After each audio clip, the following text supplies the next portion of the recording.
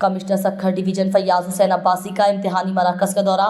इम्तिहानात में सहूलियात की फराहमी, नकल की रोकथाम की हिदायत। सखर बोर्ड के तहत जारी 11वीं और 12वीं जमात के सालाना इम्तिहानात के सिलसिले में कमिश्नर सखर डिवीजन फैयाज हुसैन अब्बासी ने मुख्तलिफ स्कूलों का दौरा किया। गवर्नमेंट हाई स्कूल अता Hussain Shah college, PPC school और गवर्नमेंट स्कूल रोहड़ी समेत दीगर इम्तिहानी मराकज़ का अचानक मुआयना किया।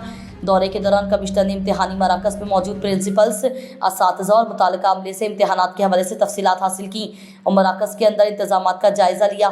इस मौके पर उन्होंने मुताल्लिका अफसरान को हिदायत की कि तलबा को तमाम मुमकिन सहूलियात फराहम की जाएँ।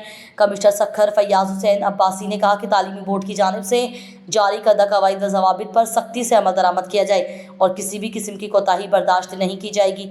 उन्होंने स्कूल इंतजामिया को हिदायत दी कि इम्तिहानी मराकज़ में गैर मुताल्लिका अफराद का दाखिला मुकम्मल तौर पर रोका जाए और फोटो स्टेट मशीनों के इस्तेमाल पर आयद पाबंदी को यकीनी बनाया जाए।